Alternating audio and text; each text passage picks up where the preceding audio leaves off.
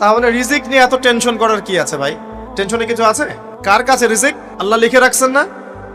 ইনশাআল্লাহ এর বাইরে কিছু হবে হবে না। অতএব এত দুশ্চিন্তার কিছু নাই, জীবনকে নিয়ে এত দুশ্চিন্তার কিছু নাই। জীবনটাকে কোরআন সুন্নাহর আলোকে এনজয় করেন। কোরআন সুন্নাহকে দিয়ে জীবনকে এনজয় করা যায়। কোরআন এবং সুন্নাহর আনুগত্যের মধ্য দিয়ে আপনি জীবনকে উপভোগ করেন, টেনশন করার দরকার নেই।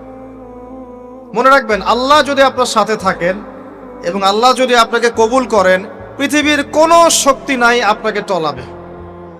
পৃথিবীর কোনো শক্তি নাই, পৃথিবীর সমস্ত শক্তি একত্রিত হয়ে আপনার চুল বাঁকা করতে পারবে না, যদি আল্লাহ আপনার সাথে থাকে। আর যদি আল্লাহ আপনার সাথে না থাকে, আইওয়াস শোডাউন দিয়ে কোনো লাভ হবে না, কেউ আপনাকে বাঁচাতে পারবে। অতএব আল্লাহকে আপন করে নেন, যার যার হক তাকে তাকে দেন, নিজের হক আল্লাহর কাছে চেয়ে নেন, ইনশাআল্লাহ আপনি সুখে থাকবেন। এর আগে আল্লাহ পাক একা ছিলেন, আর কিচ্ছু ছিল না। হুয়াল আউয়াল ওয়াল আখির ওয়াজ যাহির ওয়াল বাতিন ওয়া হুয়া বিকুল্লি শাইইন আলিম, সূরা হাদীদ। আল্লাহ পাক একা ছিলেন, কোনো কিছু ছিল না, আল্লাহ একা ছিলেন। আবার কোনো কিছু যখন থাকবে না, আল্লাহ একা থাকবেন। কুল্লু মান আলাইহা ফান ওয়া ইয়াবকা ওয়াজহু রাব্বিকা যুল জালালি ওয়াল ইকরাম। এই বিষয়ে কোনো দ্বিমত আছে? এরপরে আল্লাহ পাক সৃষ্টি করেছেন আরশে আজিম। কি সৃষ্টি করেছেন? বিশাল আরশ, যার ছায়ায় আল্লাহ পাক কিয়ামতের মাঠে 7 শ্রেণীর মানুষকে ছায়া দিবেন। 7 শ্রেণী: 1, ন্যায়পরায়ণ বাদশা, যেটা এই বিশ্বে খুঁজে পাওয়াটা পূর্ণিমা চাঁদের মতো। 2, সেই যুবক যে তার পুরো যৌবনকাল আল্লাহর পথে ব্যয় করেছে, এটা সুযোগ আপনার সামনে আছে, আপনি লুফে নিতে পারেন, এই সুযোগটা আপনার সামনে আছে। 3, ওই ব্যক্তি যার কলব বা অন্তর মসজিদের সাথে ঝুলন্ত থাকে, টিকটকের সাথে নয়, মসজিদের সাথে ঝুলন্ত থাকে। এখনকার যুব সমাজের অন্তর অনলাইনে ঝুলন্ত থাকে, দেখবেন। 4, ওই দুই ব্যক্তি, যেই দুই ব্যক্তি পরস্পরকে শুধুমাত্র আল্লাহর জন্য ভালোবাসে। এখানে বয়ফ্রেন্ড গার্লফ্রেন্ড সম্পর্ক বোঝানো হয়নি। এই দুনিয়ার স্বার্থে জর্জরিত ভালোবাসার বাইরেও ডিভাইন একটা ভালোবাসা আছে, সেটা হচ্ছে আল্লাহর জন্য ভালোবাসা। আর যখন আপনি কাউকে আল্লাহর জন্য ভালোবাসবেন, তখন আপনি কষ্ট পাবেন না ইনশাআল্লাহ। যখন আপনি ভালোবাসার মানুষের কাছে কিছু প্রত্যাশা করবেন, তখন আপনি কষ্ট পাবেন পদে পদে। আল্লাহর জন্য ভালোবাসেন মানুষকে, আপনি কষ্ট পাবেন না ইনশাআল্লাহ। দুই ব্যক্তি যারা পরস্পরকে আল্লাহর জন্য ভালোবাসে, আরো সে ছায়া ছায়া পাবে। 5, ওই যুবক যাকে কোনো সুন্দরী নারী আহ্বান করেছে জেনার জন্যে, কিন্তু সেই যুবক বলেছে আমি আল্লাহকে ভয় করি, যেটা এই জেনারেশনের মধ্যে খুঁজে পাওয়া দুষ্কর। বরং তারা উল্টা প্রত্যাশায় থাকে যে কখন কোনো মেয়ে আমাকে প্রপোজ করবে। তারা ইউসুফ নয় আলাইহিস সালাম। 6, ওই ব্যক্তি যার ডান হাত কি দান করছে, বাম হাত খবর রাখে না। ডান হাত কি দান করছে, বাম হাত খবর রাখে না। আমাদের মতো নয় যে অল্প কিছু দান করেই দানবীর টাইটেল লাগিয়ে মানুষের দুয়ারে দুয়ারে যাচ্ছি সাপোর্টের জন্য, এমন নয়। 7, ওই ব্যক্তি যে নীরবে নিভৃতে আল্লাহর কথা স্মরণ করে এবং আল্লাহর কথা স্মরণ করতে করতে তার চোখ দিয়ে অশ্রু প্রবাহিত হয়। এই 7 শ্রেণীর মানুষকে আল্লাহ রাব্বুল আলামিন তার ওই আরশের ছায়ায় কিয়ামতের মাঠে ছায়া দিবেন ইনশাআল্লাহ তাআলা। আমরা কি এই ছায়াটা পেতে চাই? অপশন আমাদের সামনে খোলা আছে। আমরা কিন্তু ওই যুবক হতে পারি, ওই দুই ব্যক্তি হতে পারি, ওই ব্যক্তি হতে পারি যে মসজিদের সাথে সম্পর্ক রাখে, গোপনে দান করতে পারি, রাতে নিভৃত আল্লাহর জন্য কাঁদতেও পারি না? সব সুযোগ আমাদের সামনে আছে। আল্লাহ চাইলে আপনি ন্যায়পরায়ণ বাদশাও হতে পারবেন ইনশাআল্লাহ, যদি আল্লাহ আপনার তাকদিরে লিখে রাখেন, এটাও সম্ভব। চলে আসেন, আরশে আজিমের পরে আল্লাহ পাক সৃষ্টি করেছেন কলম, এবং কলম সৃষ্টি করে আল্লাহ পাক পুরো মহাবিশ্বের তাকদির লিখেছেন। পৃথিবীর শেষ দিন পর্যন্ত কি হবে না হবে, খুঁটিনাটি বিষয়, এত খুঁটিনাটি যে আল্লাহ পাকের ওই লিখার বাইরে পৃথিবীতেও কোনো আযাব গজব আসে না। যা লিখা আছে ওটাই আসবে। পৃথিবীতে যা আসছে যে আযাব, যে বিপদ, যে বালা মুসিবতগুলো আসছে আসমানি এবং জমিনের, এগুলোও আল্লাহর কাছে লেখা আছে। বলেন সুবহানাল্লাহ। এমনকি এই পৃথিবীতে কতজন মানুষ এসেছে, চলে গেছে এবং আসবে, এই হিসেব আল্লাহর কাছে আছে। চিন্তা করতে পারেন, পৃথিবীতে কত মাখলুক আছে, হিসেব আল্লাহর কাছে আছে। এই মহাবিশ্বে কত গ্যালাক্সিজ আছে, গ্রহ নক্ষত্র আছে, আল্লাহর কাছে হিসেব আছে। পিঁপড়া কতটুকু আছে এই পৃথিবীতে, এটা আল্লাহ জানেন কতগুলো আছে। সমুদ্রের নিচে কি আছে আল্লাহ জানেন। প্রতিটা বিষয় মহাবিশ্বের লিখিত হয়ে গেছে। এখন যে আল্লাহর কাছে সব লিখিত আছে, সেই আল্লাহ কি আমার রিজিকের মালিক নন? তাহলে রিজিক নিয়ে এত টেনশন করার কি আছে ভাই? টেনশনে কিছু আছে? কার কাছে রিজিক? আল্লাহ লিখে রাখছেন না? ইনশাআল্লাহ এর বাইরে কিছু হবে? হবে না। অতএব এত দুশ্চিন্তার কিছু নাই। জীবনকে নিয়ে এত দুশ্চিন্তার কিছু নাই। জীবনটাকে কোরআন সুন্নাহর আলোকে এনজয় করেন। একটা বই আছে না, এনজয় ইওর লাইফ, বইটা পড়েছেন? কোরআন সুন্নাহকে দিয়ে জীবনকে এনজয় করা যায়। কোরআন এবং সুন্নাহর আনুগত্যের মধ্য দিয়ে আপনি জীবনকে উপভোগ করেন। টেনশন করার দরকার নেই। মনে রাখবেন, আল্লাহ যদি আপনার সাথে থাকেন এবং আল্লাহ যদি আপনাকে কবুল করেন, পৃথিবীর কোনো শক্তি নাই আপনাকে টলাবে। পৃথিবীর কোনো শক্তি নাই, পৃথিবীর সমস্ত শক্তি একত্রিত হয়ে আপনার চুল বাঁকা করতে পারবে না, যদি আল্লাহ আপনার সাথে থাকে। আর যদি আল্লাহ আপনার সাথে না থাকে, আইওয়াশ শোডাউন দিয়ে কোনো লাভ হবে না, কেউ আপনাকে বাঁচাতে পারবে। অতএব আল্লাহকে আপন করে নেন, যার যার হক তাকে তাকে দেন, নিজের হক আল্লাহর কাছে চেয়ে নেন, ইনশাল্লাহ আপনি সুখে থাকবেন। তাকদীর আল্লাহ পাক লিখে ফেলেছেন। এরপরে আল্লাহ রাব্বুল আলামিন কি লিখেছেন? এরপরে আল্লাহ রাব্বুল আলামিন মহাবিশ্ব সৃষ্টি করেছেন 6 দিনে। কয় দিনে? কোরআনে দলিল আছে, হুয়াল্লাযী খালাকাস সামাওয়াতি ওয়াল আরদা ফি সিত্তাতি আইয়াম। তিনি সেই আল্লাহ যিনি আসমান সমূহ, একটা আসমান নয়, আসমান সমূহ মানে যতগুলো আসমান আছে, আর আমরা জানি 7টা আসমান আছে। কয়টা? 7টা মহাবিশ্ব আছে। এখন পর্যন্ত সায়েন্স যত কিছু আবিষ্কার করেছে, এগুলো প্রথম মহাবিশ্বের আবিষ্কার। দ্বিতীয়টাতে ওরা যেতেই পারেনি এখন পর্যন্ত। অতদূর পর্যন্ত স্পেসশিপ যেতেই পারবে না। কথা কি বুঝতে পারছেন? এটা প্রথম আসমানের বিষয়। এরকম আরো 6টা আসমান মহাবিশ্ব আল্লাহ পাক প্রস্তুত করেছেন। তারপরে আছে সিদরাতুল মুনতাহা, তার উপর একটা মহাসাগর আছে, তারপরে কুরসি, তার উপরে আরশে আজিম। আর আরশে আজিমের উপরে আল্লাহ সুবহানাহু ওয়া তাআলা। এখানে একজন মানুষ ওই পর্যন্ত চলে গিয়েছিলেন। তিনি কে? মুহাম্মদুর রাসূলুল্লাহ সাল্লাল্লাহু আলাইহি ওয়াসাল্লাম। তার মর্যাদা আর বোঝার বাকি আছে? তো সবার প্রতি অনুরোধ থাকবে, সেই ব্যক্তি, সেই নবী মুহাম্মদ সাল্লাল্লাহু আলাইহি ওয়াসাল্লামের সুন্নাহ মাফিক জীবন যাপন করেন। আল্লাহ পাক তৌফিক দান করুন।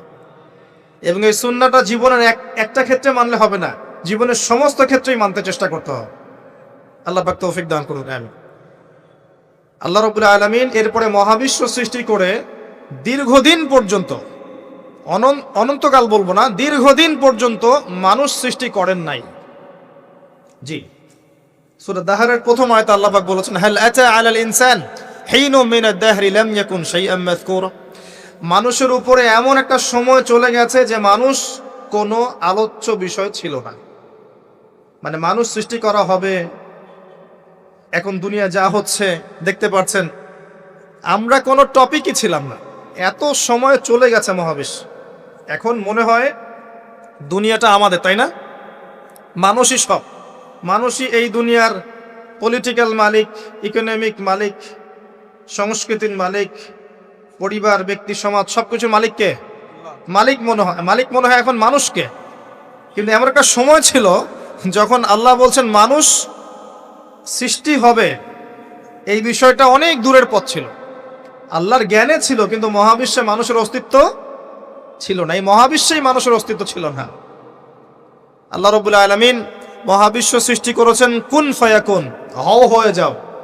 সূরা আম্বিয়ার 30 নম্বর আয়াতে আল্লাহ পাক বলেছেন, আওয়ালাম ইয়ারাল্লাযীনা কাফার, কাফেররা কি লক্ষ্য করে দেখে না, আন্নাস সামাওয়াতি ওয়াল আরদা কানাতা রাতকান ফাফাতাকনাহুমা, কাফেররা কি লক্ষ্য করে দেখে না যে আসমান সমূহ এবং জমিন একটা বিন্দুর মধ্যে একত্রিত ছিল, আমি আল্লাহ এটাকে বিস্ফোরিত করে দিয়েছি, পৃথক করে দিয়েছি। এটা সায়েন্সের একটা থিওরির সাথে মেলে না? কোন থিওরি? তারা বলছে বিগ ব্যাং থেকে সব সৃষ্টি হয়েছে, আর আল্লাহ পাক বলছেন বিগ ব্যাং আমি ঘটিয়েছি। তাহলে চিন্তা যেখানে শেষ, আল্লাহ পাকের কুদরত সেখান থেকে কি শুরু। তা আমরা সীমাবদ্ধতা বুঝতে পারছি সায়েন্সের। আমি নিজেও সায়েন্সের ছাত্র, বাট আমি এটা স্বীকার করি যে সায়েন্স সবকিছুর সমাধান দিতে পারবে না। কারণ আপনি কমন একটা প্রশ্ন করেন যে রূহ কাকে বলে, সায়েন্সকে বলেন যে can you give us the definition of রূহ, আমাদেরকে রূহের সংজ্ঞা দিতে পারবেন? রূহটা কঠিন নাকি তরল না বায়বীয় না কি, আপনি কি ব্যাখ্যা করতে পারবেন? পারবেন না। সিম্পল।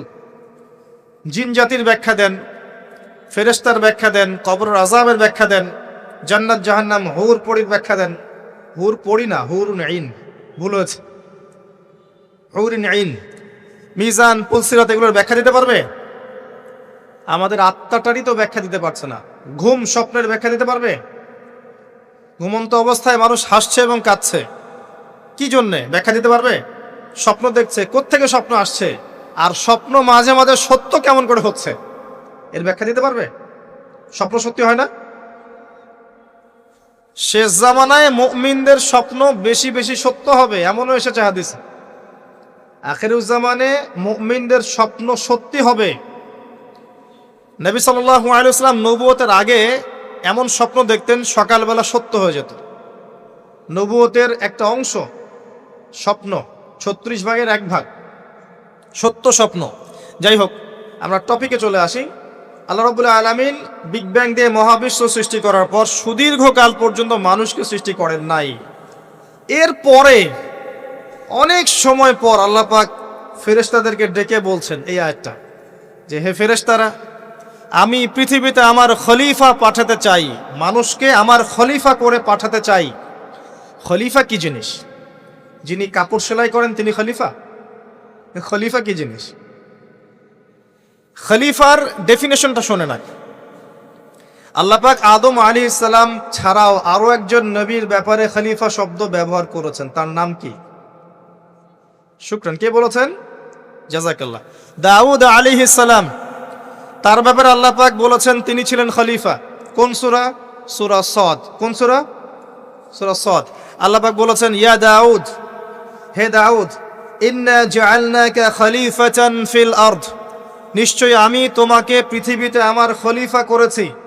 সুলাইমান আলাইহিস সালামের সময় এত উন্নত সভ্যতা ছিল যেটা আর কখনো আসবে না, এবং তাকে এত ক্ষমতা দেওয়া হয়েছিল আল্লাহর পক্ষ থেকে, যার কথা নবী সাল্লাল্লাহু আলাইহি সাল্লাম স্মরণ করে বলেছিলেন যে একটা জিন আমাকে সালাতের মধ্যে ডিস্টার্ব দিচ্ছিল, আমি ভাবলাম জিনটাকে ধরে বেঁধে রাখবো। এটা আমাদের নবীজি বলছেন, একটা জিন আমাকে নামাজে ডিস্টার্ব করছিল, আমি ভাবলাম জিনটাকে ধরে খুঁটির সাথে বেঁধে রাখি। তখন আমার সুলাইমানের কথা মনে পড়লো, আমার ভাই সুলাইমানের কথা মনে পড়লো যে সুলাইমান আলাইহিস সালামকে আল্লাহ পাক এই ক্ষমতা দিয়েছিলেন। আর সুলাইমান আলাইহিস সালাম আল্লাহর কাছে দোয়া করেছিলেন, আল্লাহ আমাকে যে ক্ষমতা দিয়েছো এরপরে আর কাউকে দিও না, এটা দোয়া করেছিলেন। আমার সুলাইমানের কথা মনে পড়লো, আমি জিনটাকে ছেড়ে দিলাম, বাদলাম না। আমাদের নবী মুহাম্মদ সাল্লাল্লাহু আলাইহি ওয়াসাল্লাম মানুষের সম্মান বুঝতেন। আমাদের নবী মুহাম্মদ সাল্লাল্লাহু আলাইহি ওয়াসাল্লাম অন্যের সম্মান বুঝতেন, আর আমরা তার উম্মাহ, অন্যের সম্মান নষ্ট করতে পারলে আমাদের ভাত হজম হয়। অন্যের সম্মান নষ্ট না করা পর্যন্ত ভাত হজম হবে না। আর মুহাম্মদ সাল্লাল্লাহু আলাইহি ওয়াসাল্লাম অন্যের সম্মান বুঝতেন। আসেন, সুলাইমান আলাইহিস সালাম এবং দাউদ আলাইহিস সালাম এই জেরুজালেম থেকে বিশ্ব শাসন করেছিলেন। আর জেরুজালেম চিনেন তো আপনারা? কোন দিকে? চায়নার দিকে, রাশিয়ার দিকে, নাকি আমেরিকার দিকে? আচ্ছা, ওইদিকে আমরা পরে আসবো ইনশাল্লাহ। সভ্যতার সংকটের শেষের দিকে আমরা ওইদিকে আসবো ইনশাল্লাহ। এবার আসেন, দাউদ আলাইহিস সালামকে আল্লাহ পাক বলছেন তোমাকে খলিফা করেছে পৃথিবীতে, তোমার কাজ কি? ফাহকুম বাইনান নাসি বিল হক, হে দাউদ তোমার কাজ হচ্ছে মানুষের মাঝে ন্যায় বিচার করা, মানুষের মাঝে ন্যায় বিচার করা, হকের মানদণ্ডে বিচার করা। হকটা কি? এর উত্তরও কোরআন আপনাকে দিবে। কোরআনের চেয়ে কি আমি ভালো উত্তর দিতে পারবো? কোনটা হক কোনটা বাতিল, কোনটা ন্যায় কোনটা অন্যায়, আমি কি বেশি বুঝি না আল্লাহ বেশি বোঝেন? কোথায় স্পষ্ট করা আছে, আমার মস্তিষ্কে না কোরআনে? কোরআনে সূরা কাহাফ খোলেন, আল্লাহ পাক বলেছেন ওয়াকুলিল হাক্কু মির রাব্বিকুম, হে নবী আপনি বলে দিন সত্য সেটাই যা তোমার রবের পক্ষ থেকে নাজিল হয়। আর কিছু বলার দরকার আছে? ফামান শাআ ফালইউমিন, যার ইচ্ছা হয় সে স্বীকার করুক, ঈমান নিয়ে আসুক। ওয়ামান শাআ ফালইয়াকফুর, যার ইচ্ছা হয় অস্বীকার করুক। ইন্না আ'তাদনা লিয-যালিমিনা নারান, অস্বীকারকারী জালেমদের জন্য আমি জাহান্নামের আগুন প্রস্তুত করে রেখেছি। বাস, আর কিছু বলার প্রয়োজন আছে? সূরা বাকারা আল্লাহ বলেছেন আল হাক্কু মির রাব্বিক ফালা তাকুনান্না মিনাল মুমতারিন, হক তোমার রবের পক্ষ থেকে আসে, তুমি সন্দেহবাদীদের অন্তর্ভুক্ত হও না। আসলে এটা হক কিনা, এই যুগে চলে কিনা, এই সন্দেহের অন্তর্ভুক্ত হও না। ইসলাম চির নতুন, চির প্রাচীন, চির আধুনিক, প্রত্যেকটা যুগের জন্য, শুধুমাত্র একটা যুগের জন্য নয়, এবং শুধু মুসলিমদের জন্য নয়, সবার জন্যেই। কোরআন এবং সুন্নাহ শুধু আমাদের সম্পত্তি নয়, পুরো মানব জাতির সম্পত্তি। এখানে সবার হেদায়েত আছে, হোক সে হিন্দু হিন্দু ভাই বা খ্রিস্টান ভাই বা বুদ্ধিস্ট বা জিউস, যেই হোক না কেন, সবার হেদায়েত এখানে আছে। আসেন, আল্লাহ পাক কোরআনকে হক বলছেন। এটাও বলে রাখি, যখন তাওরাত নাজিল হয়েছিল তখন তাওরাত হক ছিল, তখন ওটাই ছিল হক। যখন জাবুর নাজিল হয়েছে জাবুরই হক ছিল। যখন ইনজিল নাজিল হয়েছে ইনজিলই হক ছিল। যখন থেকে কোরআন নাজিল হয়েছে এখান থেকে নিয়ে কিয়ামত পর্যন্ত হকের কি অন্য কোনো মানদণ্ড আছে? এটা মানতে কোনো আপত্তি আছে? হ্যাঁ, এখন কোনো কিছু যদি কোরআন সুন্নাহর সাথে মিলে যায় মানতে আমাদের কোনো আপত্তি নাই। কেউ একটা মতবাদ দিয়েছে, একটা দর্শন দিয়েছে, একটা সায়েন্টিফিক থট দিয়েছে, যেটা কোরআনের সাথে মিলে গেছে, হাদিসের সাথে মিলে গেছে, মানতে আমাদের কোনো আপত্তি নাই। আমরা চোখ বন্ধ করে মানবো ইনশাআল্লাহ, কোনো সমস্যা নেই। কিন্তু যে কোনো ব্যক্তি বা যে কোনো সংগঠন, যে কোনো সমাজ, যে কোনো সভ্যতা, কেউ যদি এমন কোনো কথা বলে, এমন কোনো দর্শন দেয়, এমন কোনো মতবাদ দেয় যেটা কোরআনের সাথে মিলছে না, সাংঘর্ষিক, হাদিসের সাথে মিলছে না, সাংঘর্ষিক, আপনি কি মানতে বাধ্য? এটা না মানাটাই আপনার ঈমানের পরিচয়। তো আল্লাহ পাক দাউদ আলাইহিস সালামকে বলছেন তুমি এই হকের মানদণ্ডে বিচার ফয়সালা করো। ওয়ালা তাত্তাবিউল হাওয়া, নিজের প্রবৃত্তির অনুসরণ করো না। প্রবৃত্তি মানে নিজের মন গড়া বিষয়ের অনুসরণ করো না। ইউদিল্লুকা আন সাবিলিল্লাহ, তাহলে এটা তোমাকে আল্লাহর রাস্তা থেকে সরিয়ে দিবে। নিশ্চয়ই যারা প্রবৃত্তির অনুসরণ করেছে তারা আল্লাহর পথ থেকে সরে গেছে, এই কারণে বিমা নাসু ইয়াউমাল হিসাব, তারা হিসাবের দিনটা ভুলে গেছে। আমি কি বুঝাতে পারছি ভাই? তাহলে আল্লাহ পাক খলিফার ফাংশন দিলেন। খলিফার কাজ কি তাহলে? খলিফার কাজ হচ্ছে আল্লাহর পক্ষ থেকে আসা সত্যের মানদণ্ডে মানুষের মাঝখানে ফয়সালা করা। আমার কথা ক্লিয়ার? পরিবেশ পরিস্থিতি যদি অনুকূলে না থাকে সে করবে না, তার ক্ষমতা নাই। লা ইউকাল্লিফুল্লাহু নাফসান ইল্লা ওয়াসআহা। কিন্তু আকীদা রাখতে কি কোনো সমস্যা আছে যে এটাই চূড়ান্ত সত্য? আমি তো আগেই বলেছি, এই যুগে সারেন্ডার করতে হবে। আপনি 100% ইসলাম ফলো করতে পারবেন না। তো 100% ইসলাম ফলো করা এই যুগে আমার মতে পসিবল না, ইল্লা মাশাআল্লাহ। তো আল্লাহ পাক যদি কিছু মানুষকে বাছাই করে তৌফিক দেন, সেটা আল্লাহ পাকের নিজস্ব ব্যাপার, ইখতিয়ার, স্বাধীনতা। আসেন, আল্লাহ রাব্বুল আলামিন এখানে খলিফার ফাংশন বললেন এবং আদম আলাইহিস সালামকে এই খলিফা করে পৃথিবীতে পাঠালেন। সভ্যতার শুরু হলো। সভ্যতার শুরু রোমকদের দ্বারা হয় নাই, সভ্যতার শুরু পশ্চিমাদের দ্বারা হয়নি, সভ্যতার শুরু হয়েছে নবীদের দ্বারা। সর্বপ্রথম সভ্যতার ধারক বাহক হচ্ছেন আদম আলাইহিস সালাম, যাকে আল্লাহ পাক খলিফা করে পৃথিবীতে পাঠিয়েছেন। যে বা যারা পৃথিবীতে আল্লাহর বিধান অনুযায়ী চলছে তারা আল্লাহর খলিফা। কথা বুঝতে পারছেন? আর যারা পৃথিবীতে আল্লাহর বিধান অনুযায়ী চলছে না তারা আল্লাহর খলিফা নয়, তারা শয়তানের খলিফা। এবার আসেন, আদম আলাইহিস সালামকে সৃষ্টি করার পরেই কি পৃথিবীতে পাঠানো হয়েছে? না, আগে কি করা হয়েছে? আগে জ্ঞান শিক্ষা দেয়া হয়েছে। শুরু থেকেই জ্ঞান আছে, আর এই জ্ঞান সৃষ্টিগতভাবে আমাদের মধ্যে ছিল না, আল্লাহ পাক শিখিয়েছেন। তাহলে সভ্যতা এগিয়ে যাবে কিভাবে? জ্ঞান চর্চার মধ্য দিয়ে। বুঝতে পারছেন? আগে জ্ঞান। এখনো যদি আপনি একটা সুন্দর সভ্যতা চান, জ্ঞান চর্চা, এছাড়া কোনো অপশন নাই। জ্ঞান এর চর্চা, প্রসার প্রচার, সভ্যতা সমাজ সুন্দর হবে ইনশাআল্লাহ। এরপর কি হলো, সভ্যতা এগিয়ে গেল কিভাবে? তার বুকের হাড় থেকে হাওয়া আলাইহিস সালাম, এই যে সভ্যতার একটা অংশ, মহিলাদেরকে ছাড়া কি আপনি সমাজ চিন্তা করতে পারবেন? তারা আমাদের মধ্য থেকেই সৃষ্টি, এবং বাঁকা হাড় থেকে। জোরে চাপ দিতে যায় না, ভেঙে যাবে। জোরে চাপ দিতে যায় না, ভেঙে যাবে। বাস্তব অভিজ্ঞতা থেকেই বলছি। আর ছেড়ে দিলে আবার ওইভাবেই থেকে যাবে। এজন্য উত্তম নসিহতের মধ্য দিয়ে একটু মানায় টানায় চলতে হবে আর কি। দুনিয়ার জীবন সবকিছু 100% মনের মতো হবে না, একটু মানায় নিয়ে চলতে হবে। কারণ আমি নিজেও সাহাবী নই, দেখবেন আমার স্ত্রীও মহিলা সাহাবী নন, আপনিও সাহাবী নন, আপনার স্ত্রীও মহিলা সাহাবী নন। তাই ওই হিসাব কিতাব করে লাভ নাই। আমরা সবাই অপরাধী, সবার মাঝে ল্যাকিংস আছে। এই জন্য সবার উচিত সবার ভুলগুলোকে ক্ষমা করে দুনিয়ার জীবনটা হৃদ্যতা ভালোবাসার সাথে কাটানো। তাহলে পরিবার ঠিক থাকবে ইনশাআল্লাহ। এরপরে কি পরীক্ষা? কিসের পরীক্ষা?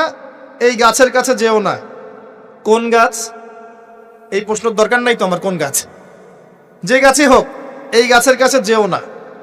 তার আগে আল্লাহ পাক বলে দিলেন আদম আসো। ফেরেশতাদেরকে ডাকলেন, আদম তুমি এই নামগুলো বলে দাও। তিনি সব নাম বলে দিলেন। ফেরেশতাদেরকে আগে জিজ্ঞাসা করেছিলেন তোমরা বলে দাও, তারা বলেছে লা ইলমা লানা ইল্লা মা আল্লামতানা। এখানে জ্ঞানের মধ্য দিয়ে আল্লাহ পাক আদম আলাইহিস সালামকে সম্মানিত করলেন। জ্ঞান, সম্মান, নবী, সভ্যতার সূচক। আমার কথা কি বুঝতে পারছেন? এরপরে ইবলিস, সবাই সেজদা করলো। আদম জ্ঞানে জয়ী হয়েছে, তোমরা সবাই তাকে সেজদা করো। আল্লাহ পাক আদম আলাইহিস সালামকে বড় করলেন, কারণ তিনি তাকে ভালোবাসেন। আল্লাহ পাক আমাদেরকে ভালোবাসেন, বাসেন না? আল্লাহ পাক আমাদেরকে প্রচন্ড ভালোবাসেন। আর আপনি যাকে ভালোবাসবেন তাকে বড় করতে চাইবেন না? আল্লাহ পাক আদম আলাইহিস সালামকে উঁচু করলেন, তোমরা আদমকে সিজদা করো। ওয়া ইয কুলনা লিল মালাইকাতি ইসজুদু লিআদম ফাসাজাদু, সবাই সিজদা করলো ইল্লা ইবলিস। ইবলিস কেন সিজদা করলো না? কিয়াস করলো, খলাকতানি মিন নার ওয়া খলাকতাহু মিন তিন। আমাকে সৃষ্টি করেছেন আগুন দিয়ে, তাকে সৃষ্টি করেছেন মাটি দিয়ে, আমি কেন তাকে সিজদা করতে যাব? Remember, listen to me. ইবলিসের জ্ঞান ছিল, ইবলিসের আমল ছিল। আই রিপিট, ইবলিসের জ্ঞান ছিল, ইবলিসের আমল ছিল। ইবলিসের মাঝে বিনয় ছিল না, অহংকার ছিল। ইবলিস ধ্বংস হয়ে গেছে। আমাদের জ্ঞান, আমাদের ডিগ্রি, আমাদের সার্টিফিকেট আমাদেরকে অহংকারী বানায়। আমরা ইবলিসের কাতারভুক্ত হয়ে যাব, নাউযুবিল্লাহ। ঠিক আছে? এবার ইবলিসকে বের করে দেয়া হলো, চিরস্থায়ী জাহান্নামী, অভিশপ্ত করা হলো। আদম এবং হাওয়া আলাইহিস সালাম জান্নাতে রাখা হলো। গাছের কাছে যেও না, তারা চলে গেলেন। কিভাবে চলে গেলেন? এখানে আসেন। ইবলিস এসে ওয়াসওয়াসা দিয়েছে। কি ওয়াসওয়াসা সেটা শোনেন। এটা একটা ভালো প্রশ্ন। কোন ওয়াসওয়াসায় পড়ে তারা এই কাজটা করে ফেললেন? এটা সূরা তহার মধ্যে আছে। কোন সূরা? তহা। এখানে আল্লাহ পাক বলেছেন, ইবলিস এসে বলেছিল যে তোমরা যদি ওই গাছের কাছে যাও এবং এর ফল খাও, তাহলে তোমরা চিরস্থায়িত্ব লাভ করবে। চিরস্থায়িত্ব, অমর হয়ে যাবে, অমর। কথা বুঝতে পারছেন? অমরত্ব। অমরত্বের টোপ দিয়ে ইবলিস এভাবে ওয়াসওয়াসা দিয়েছে আমাদের পিতাকে, আমাদের মাকে। এর ফলশ্রুতিতে আল্লাহ রাব্বুল আলামিন আমাদেরকে নামিয়ে দিয়েছেন পৃথিবীতে। আল্লাহ পাক নামিয়ে দেওয়ার সময় আদম এবং হাওয়া আলাইহিস সালাম তাদেরকে ক্ষমা করে দিয়েছেন, কিন্তু একটা সময় দিয়েছেন, এখন আর জান্নাতে থাকা হবে না, পৃথিবীতে চলে যাও, এখানেও চিরস্থায়ী জীবন পাবে না, নির্দিষ্ট সময় থাকবে। এর মধ্যে আমি তোমাদের রিজিক দিব, তোমাদেরকে আমি খাবার দিব, বাসস্থান দিব, সবকিছু দিব, স্ত্রী সন্তান যা যা লাগে মৌলিক চাহিদা সব দিব। তখন যদি তোমরা আমার হেদায়েতকে মেনে চলো, আবার জান্নাতে ফিরে আসবে। যদি না মানো, ইবলিসের সাথে জাহান্নাম। কথা ক্লিয়ার? সহজ সরল জীবন দর্শন, দ্য ফিলসফি অফ লাইফ। এত দর্শন শেখার দরকার নাই। আমরা দর্শনের বই পড়তে পড়তে মাথা খারাপ হয়ে গেছে। পশ্চিমা দর্শন, জৈন দর্শন, চারবাক দর্শন, ইউরোপিয়ান দর্শন, আধুনিক দর্শন পড়তে পড়তে অবস্থা খারাপ। মার্কসীয় দর্শন। সুবহানাল্লাহ। একটা সহজ সরল জীবন দর্শন আল্লাহ দিয়েছেন। সূরা বাকারার আয়াত নাম্বার 38 এবং 39, দুইটা আয়াত। কি দর্শন? আল্লাহ বলছেন, কুল নাহবিতু মিনহা জামিআ। আমি আল্লাহ বললাম তোমরা সবাই নেমে যাও। কারা কারা সবাই? আদম, হাওয়া, ইবলিস, তোমরা নেমে যাও পৃথিবীতে। ফাইম্মা ইয়াতিয়ান্নাকুম মিন্নি হুদান, তোমাদের কাছে আমার পক্ষ থেকে হেদায়েত আসবে। কি আসবে? এই যে তাওরাত, জাবুর, ইনজিল, কোরআন, আল্লাহর বাণী, ওহী, এগুলো আসবে, রাসূল আসবেন। ফামান তাবিআ হুদায়া ফালা খাউফুন আলাইহিম ওয়ালা হুম ইয়াহজানুন, যে বা যারাই আমার এই হেদায়েতকে মেনে চলবে তাদের বিন্দু মাত্র ভয় নাই, কোনো টেনশন নাই, কোনো ভাবনা নাই, ইনশাআল্লাহ আবার জান্নাতে ফিরে আসবে ইনশাআল্লাহ। সুসংবাদ, ঠিক আছে? তারপরের আয়াত আল্লাহ পাক বলছেন ওয়াল্লাযীনা কাফারু ওয়া কাযযাবু বিআয়াতিনা, কিন্তু যারা আমার আয়াতকে মিথ্যা প্রতিপন্ন করবে এবং অস্বীকার করবে, কুফরি করবে, ফাউলাইকা আসহাবুন নার, এরা হবে জাহান্নামের অধিবাসী। কার সাথে? ইবলিসের সাথে। হুম ফিহা খালিদুন, তারা সেখানে চিরস্থায়ী হবে। সহজ সরল জীবন দর্শন, দ্য ফিলোসফি অফ লাইফ। মানলেই শান্তি, না মানলেই অশান্তি। এরপর একটা চ্যালেঞ্জ, ইবলিস চ্যালেঞ্জও করছে, আল্লাহ তুমি আমাকে বের করে দিয়েছ, ঠিক আছে, আমি আদম সন্তানের ডান দিক থেকে আসব, বাম দিক থেকে আসব, সামন থেকে আসব, পিছন থেকে আসব, তাকে আমি জাহান্নামের পথে নিয়েই ছাড়ব। এটা মনে রাখেন মাথার মতো, ইবলিসের চ্যালেঞ্জ। আর আল্লাহ পাকও সতর্ক করলেন ইন্নাহু লাকুম আদুউম মুবিন, সে তোমাদের স্পষ্ট শত্রু। এবার পৃথিবীতেও নামিয়ে দিলেন, হেদায়েতও পাঠাচ্ছেন, নবী রাসূল পাঠিয়েছেন। সভ্যতা আস্তে আস্তে এগিয়ে চললো। সভ্যতায় দুইটা শক্তি দেখতে পাচ্ছেন, একটা আল্লাহর পক্ষ থেকে আসা শক্তি, একটা শয়তানি শক্তি। এই দুটো নিয়ে সভ্যতা এগিয়ে চলছে। আবারও বলছি, সভ্যতা শুরু হয়েছে নবী দ্বারা, রোমকদের দ্বারা নয়। সভ্যতা শুরু হয়েছে নবী দ্বারা। মানুষ আগে গাছের ছাল পাতা পরে থাকতো না। সূরা আরাফে আল্লাহ পাক বলেছেন আমি মানুষের জন্য, আদম হাওয়া আলাইহিস সালাম, তাদের জন্য লেবাস পাঠিয়েছি, পোশাক পাঠিয়েছি। আমি লেবাস নাজিল করেছি উপর থেকে। লোহার খনি দেখেছেন? লোহার খনি কেউ কি বিশ্বাস করবে যে লোহা মহাকাশ থেকে পৃথিবীতে এসে পড়েছে? ওয়ানজালনাল হাদিদ, আল্লাহ পাক বলছে আমি হাদিদ নাজিল করেছি। কোরআন নাজিল করা বোঝেন? কোরআন নাজিল মানে কি? আল্লাহর উপর থেকে কোরআন আসেনি। জিবরাইল আলাইহিস সালাম কোরআন নিয়ে আসছেন না নিচে মুহাম্মদ সাল্লাল্লাহু আলাইহি ওয়াসাল্লামের কাছে? এই যে কোরআন নাজিল হচ্ছে, আনজালা। আল্লাহ পাক এই কথা বলছেন যে লোহা আমি নাজিল করেছি। লোহার একটা অণু আপনি তৈরি করতে পারবেন পৃথিবীতে ল্যাবে বসে? সুবহানাল্লাহ। আল্লাহ পাক নাজিল করেছেন। ঠিক একইভাবে আল্লাহ পাক পোশাক নাজিল করেছিলেন আদম এবং হাওয়া আলাইহিস সালাম তাদের জন্য। তারা গাছের ছাল পাতা পরে ঘোরাফেরা করতেন না। বোগাস কথাবার্তা শেখায় মানুষ। এবং কৃষিকাজ, আপনার প্রযুক্তি, আপনার পরিবার গঠন, সন্তান প্রতিপালন, একজন মানুষের জীবন যাপনের জন্য যত কিছু প্রয়োজন, সব জ্ঞান আল্লাহ পাক আদম আলাইহিস সালামকে শিক্ষা দিয়েছিলেন। দুনিয়াতে আসার পরে যখন যেটা প্রয়োজন হয়েছে, ওহী নাজিল হয়েছে, জিবরাইল আলাইহিস সালাম তাকে শিখিয়ে দিয়েছেন। মানুষ গুহার মধ্যে ছবি এঁকে থাকতো।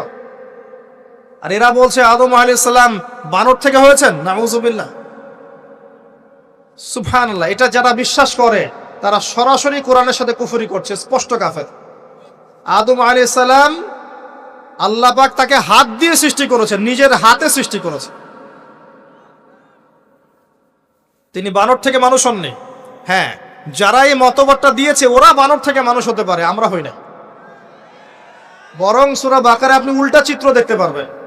সূরা বাকারা দেখবেন, পড়তে পড়তে দেখবেন একটা জায়গায় আছে যে শনিবারের সীমা লঙ্ঘন করার জন্য কিছু মানুষকে, বনু ইসরাইলের কিছু মানুষকে আল্লাহ পাক মানুষ থেকে বানর বানিয়ে দিয়েছে।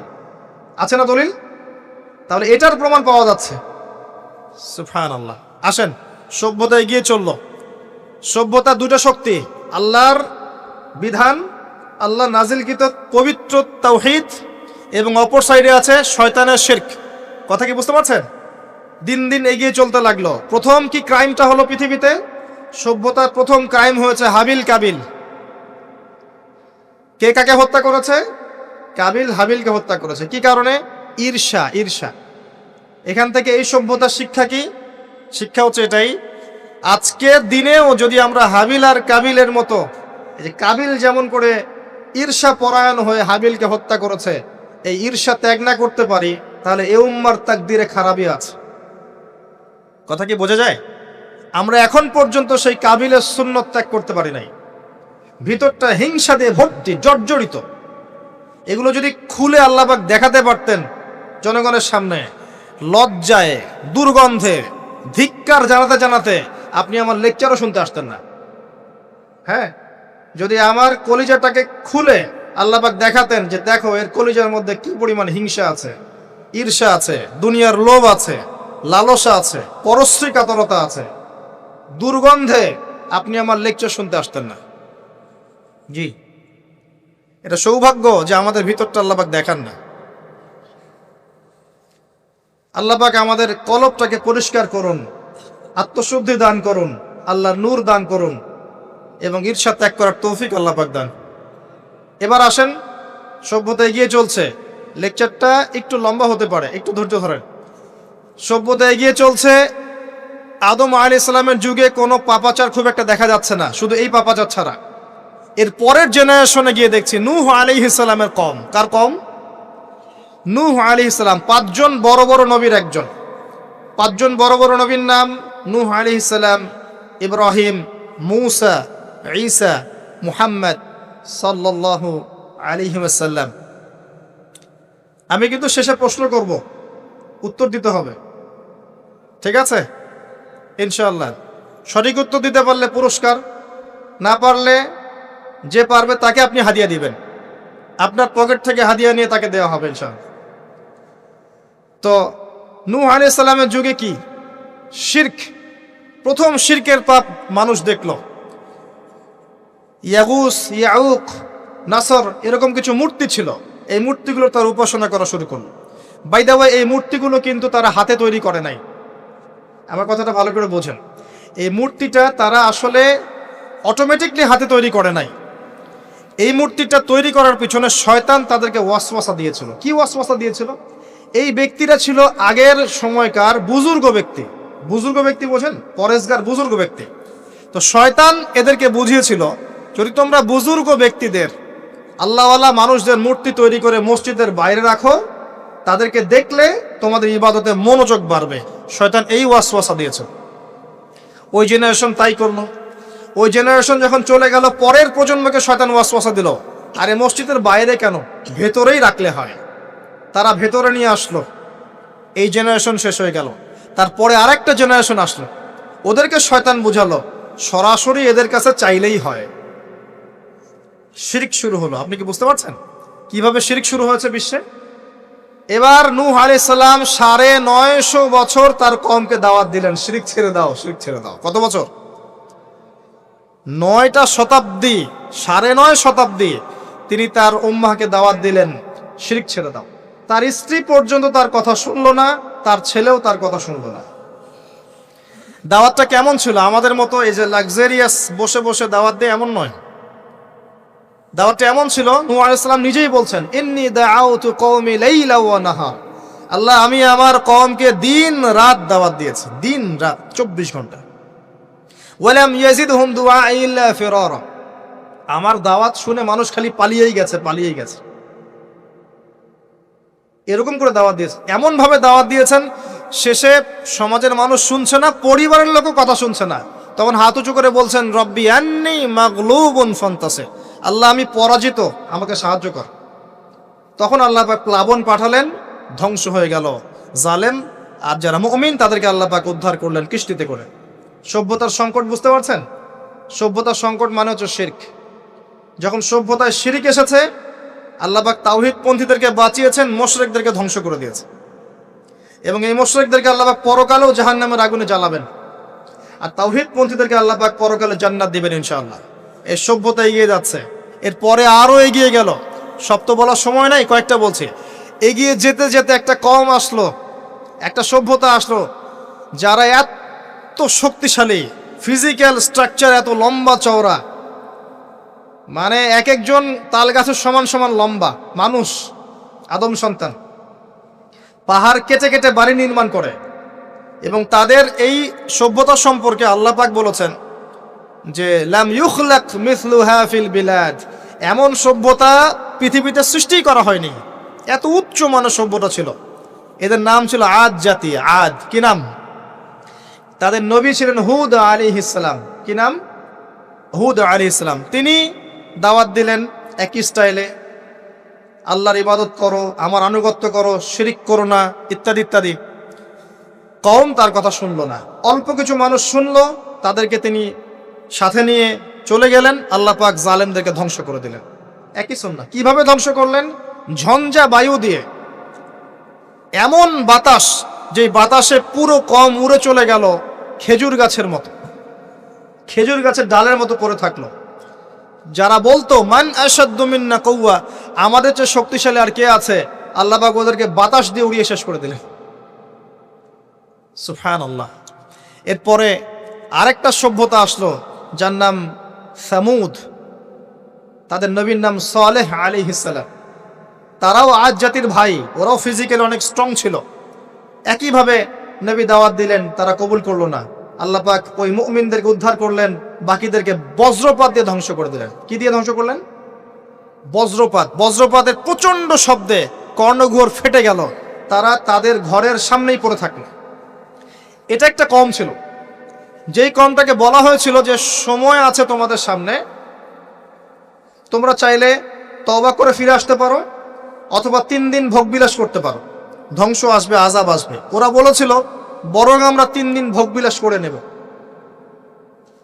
কোন সম্প্রদায়ের সাথে এই আকীদাটা মিলছে? বর্তমান যুগের কোন সভ্যতার সাথে এই আদর্শটা মিলছে? কথা কি বুঝতে পারেন? কারা শিখায় মানুষকে খাও দাও ফুর্তি করো, খাও দাও ফুর্তি করো, কালকের কি চিন্তা, আজকেই বেঁচে নাও? কারা শিখায়? এই যে সালেহ আলাইহিস সালামের কওম এমন ছিল, তওবা করে ফিরে আসো। ওরা বলছে না, 3 দিন সময় আছে, খেয়ে নিয়ে ফুর্তি করে নেব। জেনা, মদ, খাওয়া দাওয়া সব চললো।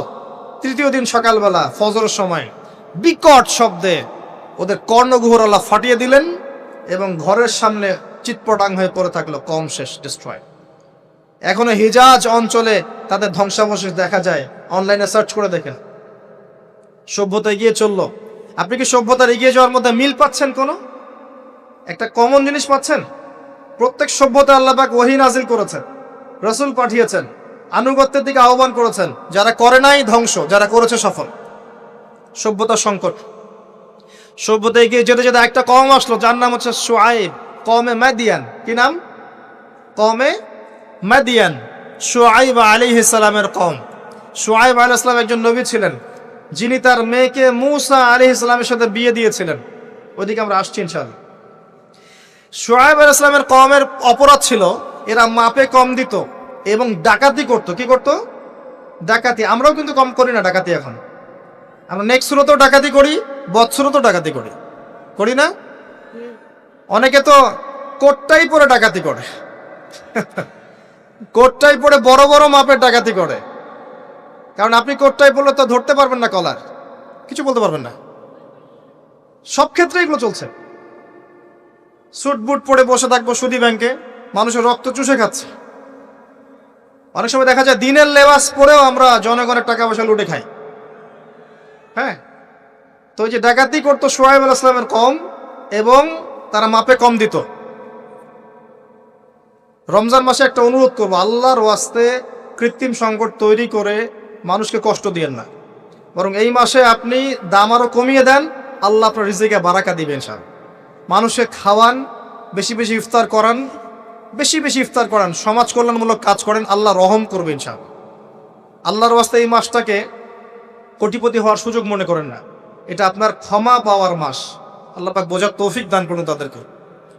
তারপরেও কিছু মানুষ থাকবে, লাহুম কুলুবুন লা ইয়াফকাহুনা বিহা, যাদের কলব আছে উপলব্ধি করে না, ওয়া লাহুম আযানুন লা ইয়াসমাউনা বিহা ওয়া লাহুম আ'য়ুনুন লা ইবসিরুনা বিহা, কান আছে শোনে না, চোখ আছে দেখবে না। উলাইকা কাল আনআম, এরাই জন্তু জানোয়ারের মতো।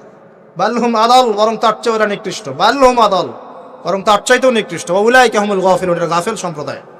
আসেন, মাপে কম দেওয়া, ডাকাতি করার কারণে আল্লাহ পাক কি করলেন? আল্লাহ পাক এই মাদিয়ান জাতি ইতিহাসে প্রথমবার, সভ্যতায় প্রথমবার এই মাদিয়ান জাতিকে আল্লাহ পাক ভূমিকম্প দিয়ে ধ্বংস করেছে। ভূমিকম্প দিয়ে আল্লাহ পাক ধ্বংস করেছেন ওয়ার্ল্ড হিস্ট্রিতে প্রথম এই মাদিয়ান কওমকে। আর এই ভূমিকম্প আখিরুজ্জামানেও আসবে, বড় বড় তিনটা, একটা পূর্ব দিকে, একটা পশ্চিমে, আর একটা বিশ্বের মাঝখানে। অপেক্ষা করতে থাকেন এবং প্রস্তুতি গ্রহণ করতে থাকেন, সামনে আসবে ইনশাআল্লাহ আযজা ওয়াজাল। কারো ঠেকানোর ক্ষমতা নাই, বিকজ এটা হাদিসে লেখা আছে, কিছু করার নাই। একটা কাজই করার আছে, পরকালের ফিকির করা আর মৃত্যুর প্রস্তুতি গ্রহণ করা। আসেন, এরপর কি হলো? সভ্যতা এগিয়ে চললো, নবী মূসা আলাইহিস সালামের কওম আসলো, বনু ইসরাইলের ঘটনা আপনারা জানেন। এর আগে একটা স্কিপ করে গেছে, ওইদিকে আসছি। এর আগে ইব্রাহিম আলাইহিস সালাম ছিলেন, মনে আছে? ওই যে নমরুদ, ইব্রাহিম আলাইহিস সালাম বাবা তার আহ্বানে সাড়া দিচ্ছে না, বাড়ির থেকে চলে গেলেন, স্ত্রী সারা কিনে চলে গেলেন প্যালেস্টাইন, সেখানে থাকা শুরু করলেন। পরে হাজারা আলাইহিস সালামকে বিয়ে করলেন, সেখান থেকে আবার মক্কা, সেখানে সন্তানকে জবাই করার ফিতনা, পরীক্ষা, সফল হলেন, প্রত্যেকটা ক্ষেত্রে সফল হলেন। আল্লাহ রাব্বুল আলামিন তাকে বলেছেন যে ইব্রাহিম একাই একটা উম্মাহ। আল্লাহ পাক তাকে অগ্নি পরীক্ষা নিলেন, অগ্নি পরীক্ষাতেও তিনি পাশ করলেন। নমরুদকে আল্লাহ পাক ধ্বংস করলেন, ইব্রাহিমকে বিজয়ী করলেন। বলেন সুবহানাল্লাহ। সভ্যতার একই চিত্র। এবার মূসা আলাইহিস সালামের সময় আপনি গিয়ে দেখবেন ফেরাউনকে আল্লাহ পাক দলবল সহ ডুবিয়ে মারলেন, মূসা আলাইহিস সালাম বনী ইসরাইলকে আল্লাহ পাক উদ্ধার করলেন। একই চিত্র। সভ্যতার সংকট, বুঝতে পারছেন? সভ্যতার সংকটের মধ্যে যখনই আপনি দেখবেন শিরিক আছে, আল্লাহর অবাধ্যতা আছে, নবীর আনুগত্য নাই, ধ্বংস।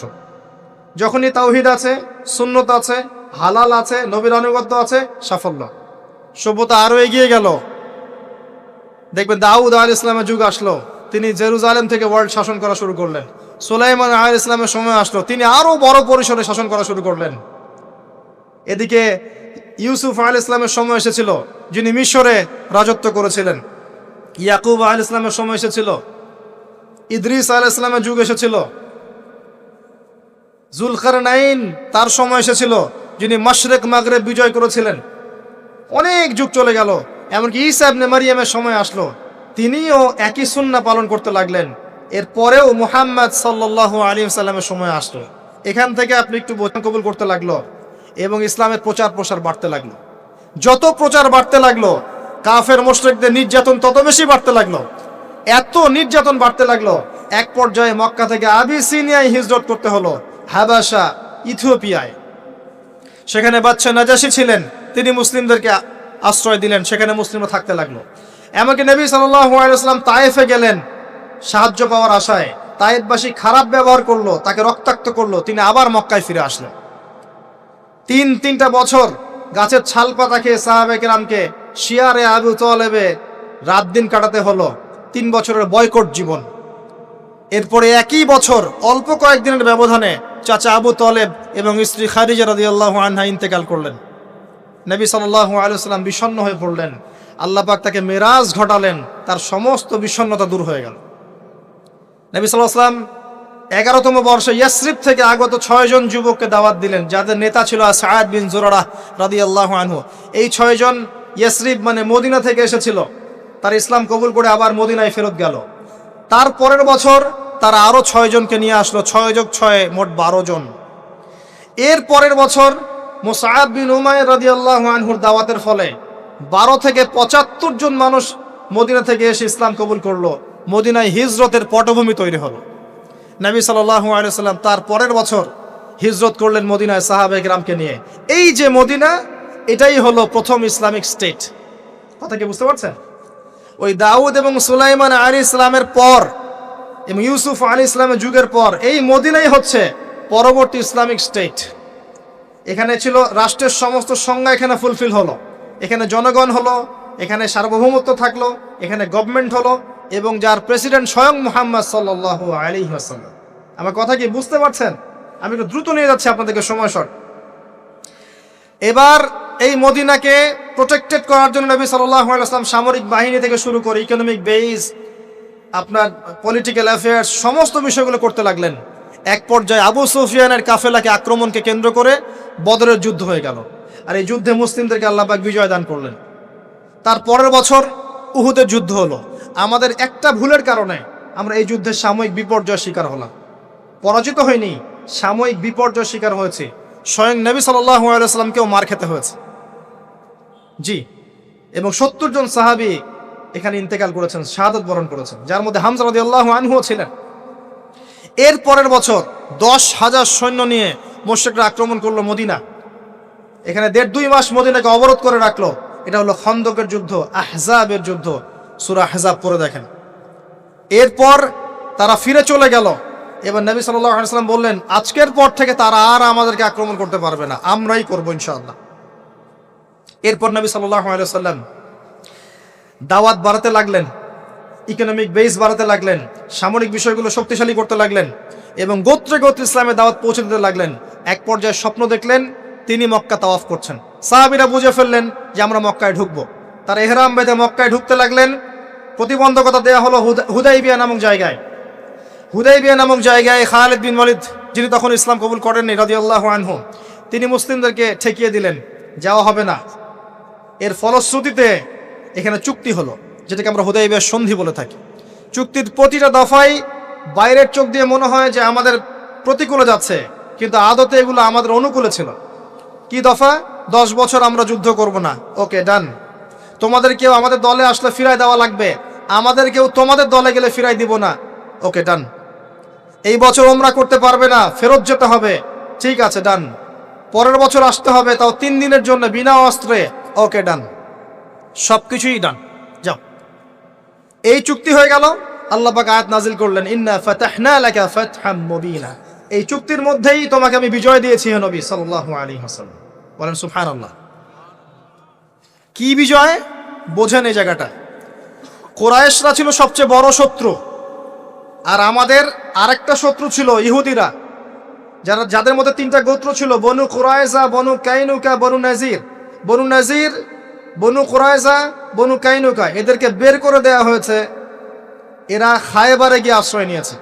এর মধ্যে শুধু বনু কুরাইজাকে হত্যা করা হয়েছিল, কারণ তারা গাদ্দারি করেছিল আহজাবের যুদ্ধে।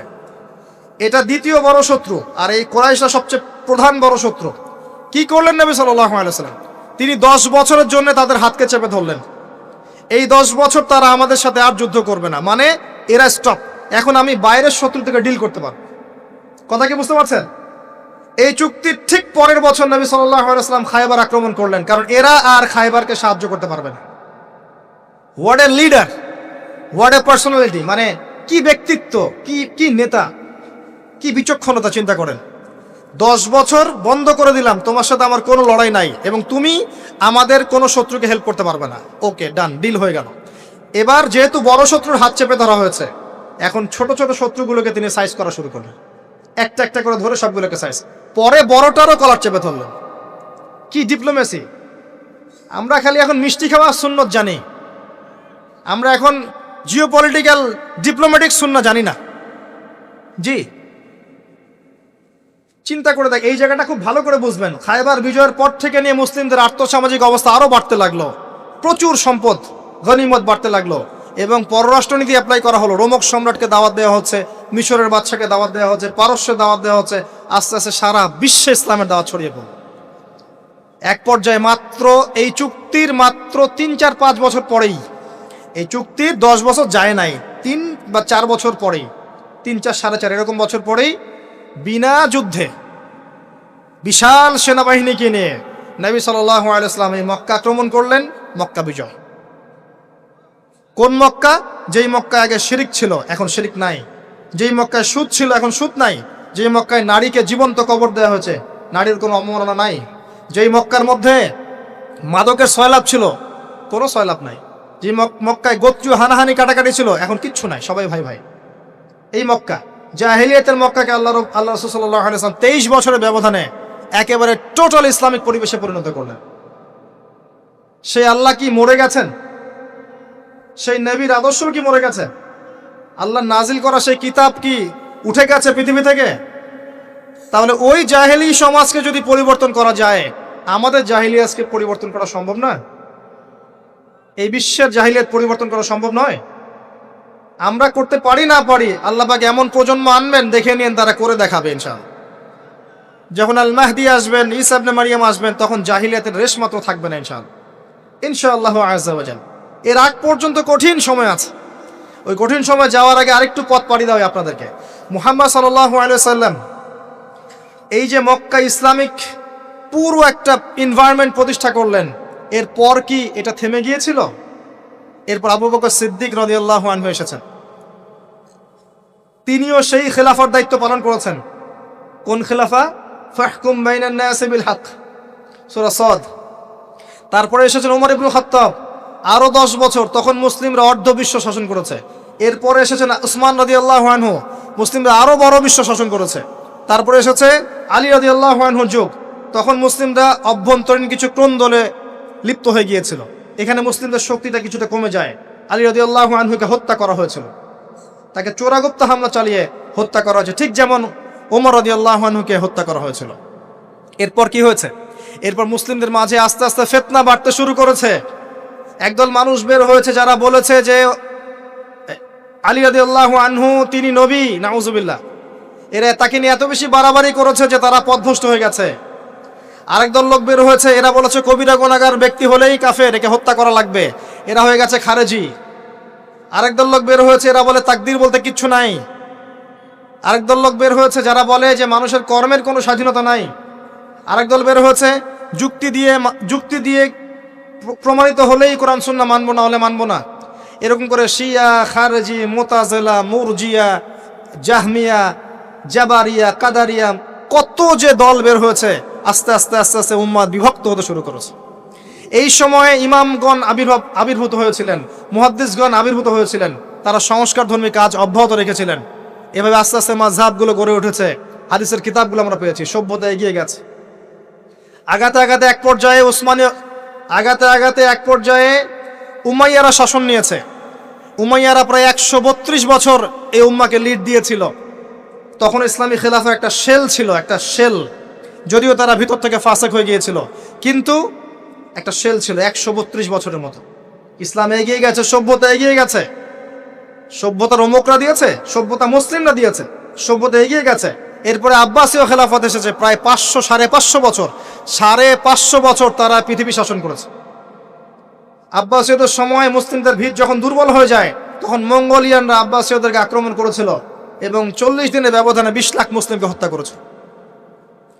যখনই আল্লাহ পাকের ওই সুন্নাহ, যখনই অমুসলিমরা তো আছেই, মুসলিমরাও যদি আল্লাহর বিধান থেকে সরে গিয়েছে, আল্লাহ পাক ওদেরকেও সরিয়ে দিয়েছেন, নতুন সম্প্রদায় নিয়ে এসেছেন। এটাই সভ্যতার সংকট। আবার কথাটা ভালো করে বোঝেন, অমুসলিমদের কথা বাদ দেন, মুসলিমরা যখন দায়িত্ব পেয়েছে মুহাম্মদ সাল্লাল্লাহু আলাইহি ওয়াসাল্লামের সময় থেকে নিয়ে, তখন মুসলিমরাও যদি আল্লাহ এবং তার রাসূলের অবাধ্যতা করেছে, আল্লাহ পাক মুসলিমদেরকেও সরিয়ে দিয়েছেন, অন্য নতুন প্রজন্মকে নিয়ে এসেছেন। এটা আল্লাহর সুন্নাত, মনে রাখবেন।